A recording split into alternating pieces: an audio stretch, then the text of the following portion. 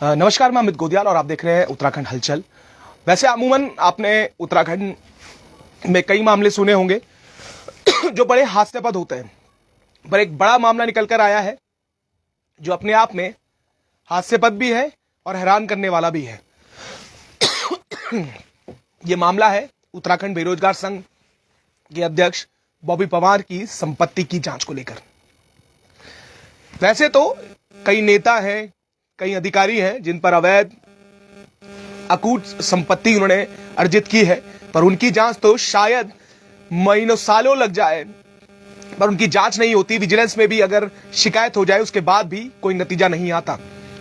पर एक ऐसा व्यक्ति जो बेरोजगार और बेरोजगारों के लिए आवाज उठा रहा था, धांधलियों पर आवाज उठा रहा था और तमाम ऐसे मुद्दों पर आवाज उठा रहा था जिसमें शायद तमाम लोग मौन थे, उनकी संपत्ति की जांच शुरू कर दी जाती है। और संपत्ति की जांच में क्या मिलता है, क्योंकि कल एक लाइव उन्होंने किया, यूट्यूब में उन्होंने एक वीडियो डाली जिसमें वो कहते हुए नजर आए कि उनके अकाउंट में मात्र 1000 रुपए थे और वो भी 700 रुपए उनके कट गए कल जब उन्होंने लाइव इसका किया है। तो बॉबी पवार हमारे साथ है, उनसे सीधे बात कर लेते हैं। तो पवार साहब, क्या है, एक तरफ जहां इतने अधिकारी यहां पर हैं, इतने नेता हैं जिनके पास अर्जित की हुई अपनी कई संपत्ति है, कई लाखों करोड़ों रुपए की, पर एक ऐसा व्यक्ति जो आवाज उठा रहा है, जो इनके खिलाफ ये लगातार ये आरोप लगाता हुआ, ये सिद्ध करता हुआ कि किस तरीके से घोटाले हो रहे हैं, उन पे उनकी चल अचल संपत्ति की जांच की बात हो रही है। देखिए, लोकतांत्रिक व्यवस्था में, लोकतंत्र में जनता द्वारा चुनी जाने वाली जो सरकारें होती है वो सुशासन के लिए जानी जाती है जी। पर जिस प्रकार की घटनाएं हो रही है, जिस प्रकार की चीजें हो रही है, उससे ये लगता है कि लोकतांत्रिक व्यवस्था के अंतर्गत ही चुनी जाने वाली सरकारें कुशासन चला रही है। ये सुशासन नहीं है, कुशासन है। ठीक है, नहीं, आपने अगर हम उस दायरे में आ रहे हैं, आपको ऐसा लग रहा है, आपको ऐसा भ्रम है कि भाई बॉबी पवार की अवैध रूप से संपत्ति बढ़ी है, बॉबी पवार की चल अचल संपत्ति में बढ़ोतरी हुई है, तो आपका नजरिया ठीक है, आपका जो एक्शन है वो ठीक है, उसका हम स्वागत करते हैं। बॉबी पवार के खिलाफ जो चल अचल संपत्ति की जो जिस प्रकार से आपने लेटर लिखा और जो उसमें शब्दावली डाली गई है कि बॉबी पवार के खिलाफ बड़ी चल अचल संपत्ति, अवैध रूप से बड़ी जो संपत्ति है उसकी जांच उनके उच्च अधिकारियों ने आदेश दिया है कि उनकी जो वो है वो उपलब्ध करवाएं। तो ऐसा अनेकों विभागों में इन्होंने भेजा है, राजस्व में भेजा है, कई बैंकों में भेजा है, आरटीओ में भेजा है, तमाम विभागों में भेजा है। तो बॉबी पवार व्यक्तिगत रूप से उस जो चल अचल संपत्ति है उस जांच का स्वागत करता है और पूर्ण सहयोग प्रशासन को और उस जांच समिति को भी करेगा कि हमारी ओर से क्या सहयोग हो सकता है वो भी पूरी तरीके से हम करेंगे। पर मैं ये कहना चाहता हूं कि इस लोकतांत्रिक व्यवस्था में जहां कहा जाता है कि एक मजदूर के लिए भी और एक प्रधानमंत्री के लिए भी समान कानून है, उस व्यवस्था में अगर बॉबी पवार की चल अचल संपत्ति की जांच हो सकती है, बॉबी पवार ने उसका स्वागत कर लिया और हम सहयोग करेंगे। पर उसके उपरांत जब हम कहेंगे कि उत्तराखंड के मुख्यमंत्री पुष्कर सिंह धामी जी, उनके कई कैबिनेट मंत्री, उनके कई विधायक या जो अधिकारी, उच्च अधिकारी, उनकी जो चल अचल संपत्ति बड़ी है और जो बहुत तेजी से बढ़ी है, उनके खिलाफ भी चल अचल संपत्ति की जांच होनी चाहिए। हम ये कहना चाह रहे हैं।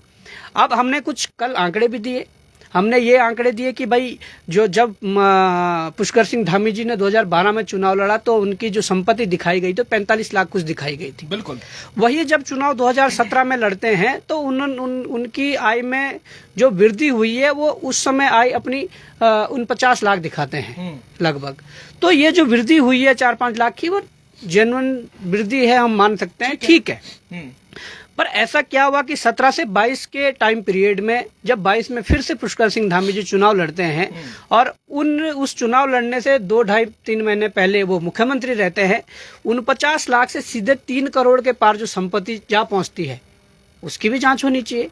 ऐसा अचानक से क्या ऐसी क्या आपदा आ गई कि बिल्कुल 49 लाख से सीधे 3 करोड़ पार हो गए। और उसके बाद महज 2 से 2.5 महीने के बाद जब वो चुनाव हारते हैं, उसके बाद जो महज 2-2.5 महीने के बाद जब उपचुनाव लड़ते हैं तो उनकी संपत्ति 4.5 करोड़ के पार चली जाती है। तो ऐसे लोगों की भी संपत्ति की चल अचल संपत्ति की जांच होनी चाहिए। बॉबी पवार के जिस खाते में 2 साल से 1000 रुपए पड़ा हुआ था, उस खाते को इन्होंने फ्रीज किया। पहले तो हमारे बेरोजगार संघ का जो खाता था उस आंदोलन के बाद उसको फ्रीज किया था। उसमें जब कुछ मिला नहीं तो उसको मजबूरन खोलना पड़ा। जब हमने अपने वकील को वहां भेजा, बहुत सारी चीजें हुई तो उनको खोलना पड़ा। फिर मेरा अकाउंट, पर्सनली अकाउंट जिसमें मैं कह रहा हूं कि 2 साल से 1000 रुपए पड़ा हुआ था, उस अकाउंट को सीज किया गया, जिसकी मेरे पास आज रिसीविंग भी है, जो मैं बैंक में गया फिर अपने खाते को खुलवाया। मैंने उसमें लिख के दिया कि एक सवाल करूंगा, जब आप बैंक में गए तो क्या कुछ कहा गया बैंक द्वारा? मैं भी ये भी बताना चाहूंगा, क्योंकि सुनिएगा, ये बहुत बड़ी बात है। एडीआर रिपोर्ट के भी आंकड़े मैं आपको दिखाऊंगा, पर उससे पहले ये सवाल मैं कर लेता हूं, जब बॉबी पवार बैंक में जाते हैं तो क्या कुछ कहा जाता है बैंक द्वारा? नहीं, बैंक के द्वारा कहा जाता है कि आपके खाते में होल्ड लगा दिया गया, आपका खाता सीज हुआ है। हमने कारण पूछा तो क्यों, तो बैंक ने कहा कि कोई ऐसी गतिविधियां आपके अकाउंट से हो रही थी जिससे कि होल्ड करना पड़ा, और ऊपर से आदेश थे। अब कहाँ ऊपर से आदेश थे ये तो उन्होंने भी नहीं बताया, पर मैं ये कहना चाहता हूँ कि ऊपर से अगर आदेश थे तो ठीक है, तो बैंक के डिटेल निकालने में आपको क्या परेशानी है? आप निकालिए, आप देखिए कि बैंक में ट्रांजैक्शन हुई या नहीं हुई है। मैं जब कह रहा हूं कि 2 साल से 1000 रुपए पड़ा हुआ था, तो बैंक के रिकॉर्ड में है। इनकी जांच एजेंसी चाहे तो उस पूरे अकाउंट को खंगाला जाए, कब कब उसमें कौन कौन सी ट्रांजैक्शन हुई है, ये भी खंगाल सकती है। तो उस आधार पे हमने जब एक लेटर मैनेजर के वहां पे ब्रांच शाखा प्रबंधक जो है उनके नाम लिखा कि भाई हमारे अकाउंट से कोई भी ऐसी गतिविधि नहीं हुई है जिससे कि कोई नियम कानून की अवहेलना हुई हो, तो इसलिए मेरा खाता खोला जाए। तो हमने रिसीविंग उसकी ले ली और कुछ 2-3 दिन बाद वो अकाउंट खुल गया। पर मजे की बात यह है कि अब उस अकाउंट में जब पैसा ही नहीं है, जो कुछ पैसा था वो भी कल लाइव करने से पहले 704 रुपया क्यों कटा है वो भी मैंने स्क्रीनशॉट मैनेजर को भेजा, और मैनेजर ने उस पर आज कहा कि मैं चेक करके बताऊंगा कि क्यों ये कटा है। ठीक है, पर अकाउंट में जितना भी पैसा है, ये भी हमने निर्णय लिया है कि हम इस पीड़ा से गुजर रहे हैं, इस मानसिक उत्पीड़न से गुजर रहे हैं, तो जरूर ये जो हमारा अकाउंट में, इस अकाउंट में जिसे सीज किया गया था, इस अकाउंट में जो पैसा है वो पूरा का पूरा पैसा हम माननीय प्रधानमंत्री नरेंद्र मोदी जी का जो पीएम केयर फंड है उसमें चेक के माध्यम से भेजेंगे, और उस चेक को जनता के सामने सार्वजनिक करेंगे। और उनके पीएम केयर फंड में जब भेजेंगे तो एक लेटर भी लिखेंगे कि हम उत्तराखंड के निवासी हैं और हमने इस प्रकार से जो गतिविधियां हम कर रहे हैं, जो सरकार गलत नीतियां जो अपना रही है, उन गलत नीतियों के खिलाफ आवाज उठा रहे हैं, और इसलिए हमारे ऊपर प्रेशर बनाने के लिए, हमारा मानसिक उत्पीड़न करने के लिए इस प्रकार से ये साजिशें रची जा रही है, जो जिसका रिकॉर्ड ये है, और ये पैसा हम आपके उसमें भेज रहे हैं, ये हम लिखेंगे।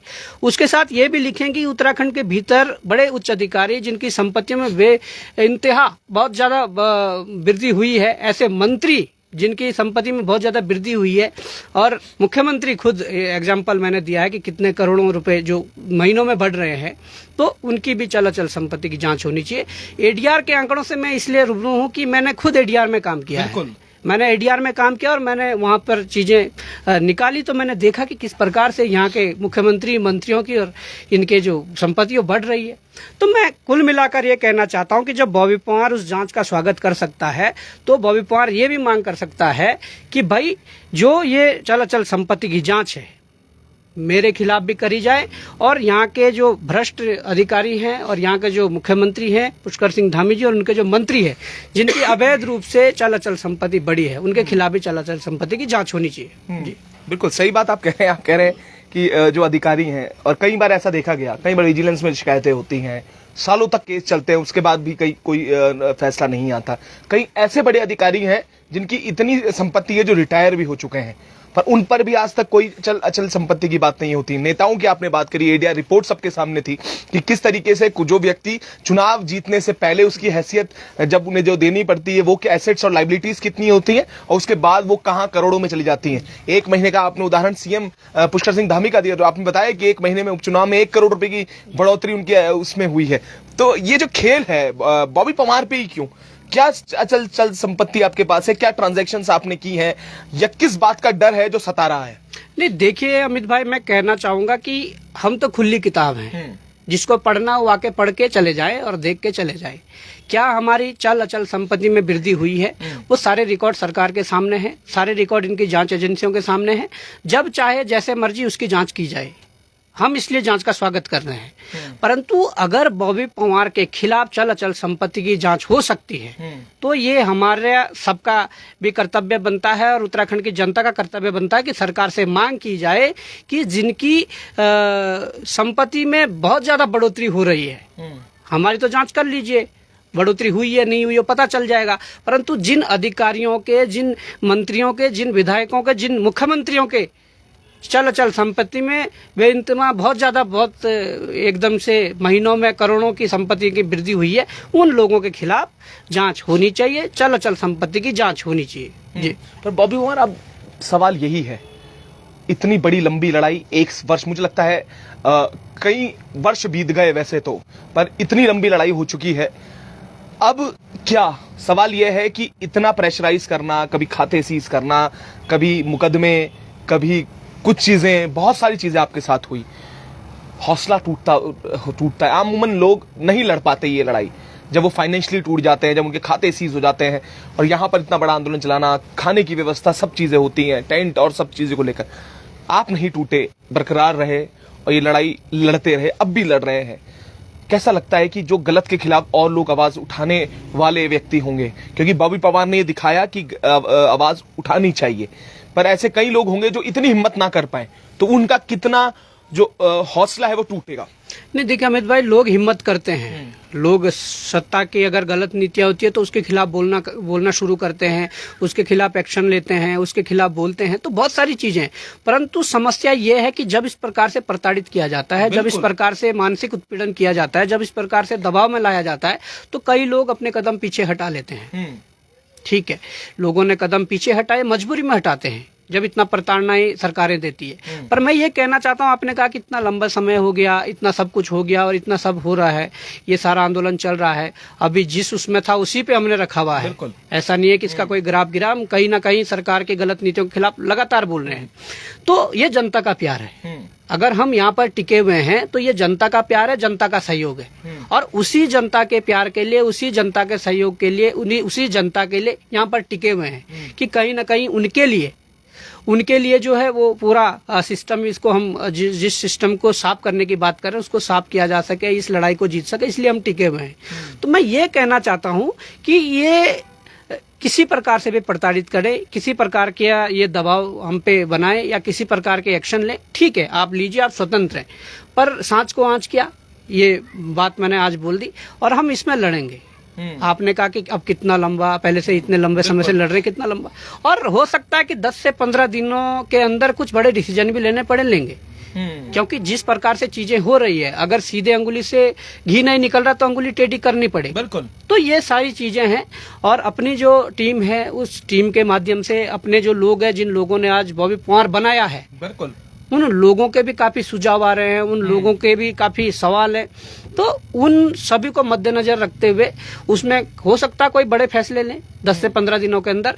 परंतु ये जरूर है कि आज कल भी लड़ रहे थे इस भ्रष्ट सिस्टम के खिलाफ, आज भी लड़ रहे हैं, कल भी लड़ेंगे। इतना आश्वस्त मैं पूरे अपने समाज को, उत्तराखंड वासियों को, इस देवभूमि को करना चाहूंगा कि आपका ये बेटा, आपका ये भाई जरूर इस भ्रष्ट सिस्टम के खिलाफ तब तक लड़ेगा जब तक मेरे शरीर में जान है, जब तक मेरे शरीर में सांस है। बिल्कुल। एक आखिरी सवाल बॉबी पवार, ये सबका जो एक सॉल्यूशन अगर मैं बात करूं तो वो सत्ता के गलियारों से होता हुआ गुजरता है, क्योंकि मैं जितने लोगों से मिलता हूं उनका कहना है कि हम चाहे जितने भी प्रेशर ग्रुप बना लें, जितने हम सारी चीजें कर लें, पर एक सबसे बड़ा सवाल यही होता है कि जब तक सत्ता में हम खुद आसीन ना हो तब तक शायद इसके रास्ते नहीं निकल पाते, सॉल्यूशन नहीं निकल पाता। अमूमन आना उस विधायक, उस मंत्री, उस पटल पे ही आगे चीजें होनी है, और ये बहुत क्लियर आउट है कि जनता ये भी कहती है कि अच्छे लोगों को आगे आना चाहिए। तो क्या उस और भी जो बड़े फैसले हैं, इनमें से क्या राजनीतिक का एक फैसला भी हो सकता है कि आने वाले दिनों में देखा या जनता इसे देखे? देखिए, जो जनता जनार्दन के सवाल है, जो जनता जनार्दन के सुझाव है, वो कई प्रकार के सुझाव है, कई प्रकार के सवाल है, जिससे गंभीरता से हम सोच रहे हैं, विचार कर रहे हैं। आपने कहा कि क्या राजनीतिक रूप से राजनीतिक पारी खेलने का कोई विचार है या ऐसा कोई डिसीजन है, तो जरूर उसमें काफी सवाल है, काफी सुझाव है, उन सब पे विचार विमर्श किया जा रहा है, और जो भी होगा 10 से 15 दिन के अंदर खुलकर सामने चीजें आएंगी और खुलकर डिसीजन लिया जाएगा, जो भी तय होगा। इसलिए मैंने कहा कि लड़ेंगे, लड़े थे और लड़ रहे सब।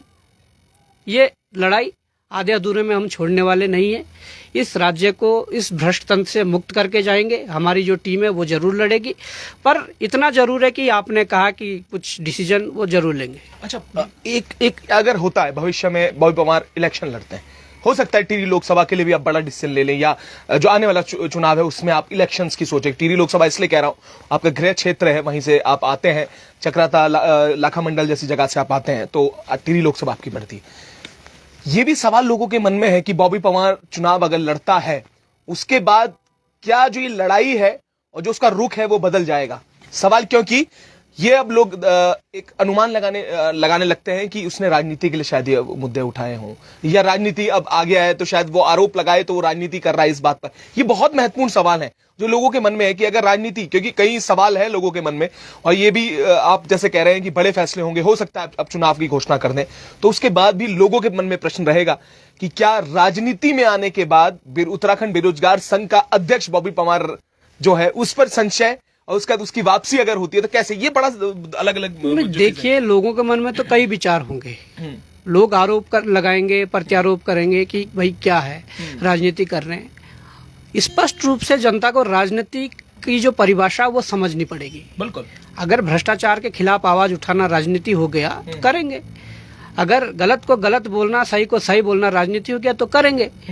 सीधी सी ये बात है कि राजनीति चुनाव रण में आकर अगर राजनीति हम करेंगे, खुलकर बैटिंग करेंगे, तो मुद्दे जो हैं, जो भविष्य, जो पूर्व में हम लड़ते आ रहे हैं, वही मुद्दे आगे भी रहने हैं। हमने अपनी जो पिच है, जो एक प्लेटफॉर्म है, उसे ही चेंज करेंगे, पर मुद्दे वही रहेंगे, लड़ाई वही रहेगी, सच्चाई वही रहेगी, ईमानदारी वही रहेगी। और जो सच्चाई के बल पर हम इस उत्तराखंड को आगे बढ़ाना चाह रहे हैं, वो पूरी लड़ाई उसी तरीके से लड़ी जाएगी जैसे भी चीजें होंगी।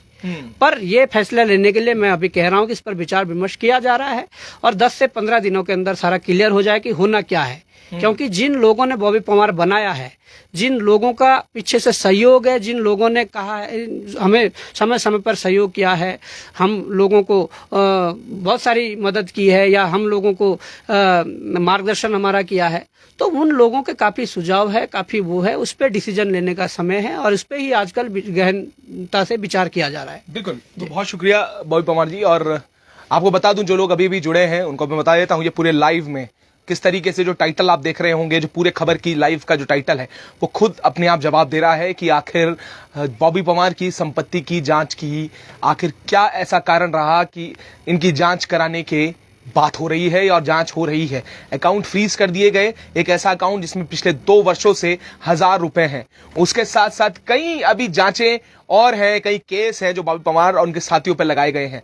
सवाल आने वाले 10 से 15 दिनों में कोई बड़े फैसले हो सकते हैं, और राजनीति की तरफ जाना है या नहीं, उनके जो, जैसा बॉबी पवार ने कहा कि बॉबी पवार को बॉबी पवार बनाने वाले जो लोग हैं, उनके सुझाव उनके जैसे रहेंगे, उसके अकॉर्डिंग हो जाएंगे। भाई ये जरूर है कि जितने कमेंट थे उसमें ये भी सुझाव आए हैं कि अगर राजनीति की गंदगी में को साफ करना है तो उस गंदगी में उतरना होगा, ये भी सुझाव आए हैं। और कई लोगों का कुछ अलग अलग कहना है, और सबकी जांच होनी चाहिए, और मैं कमेंट में देख रहा था।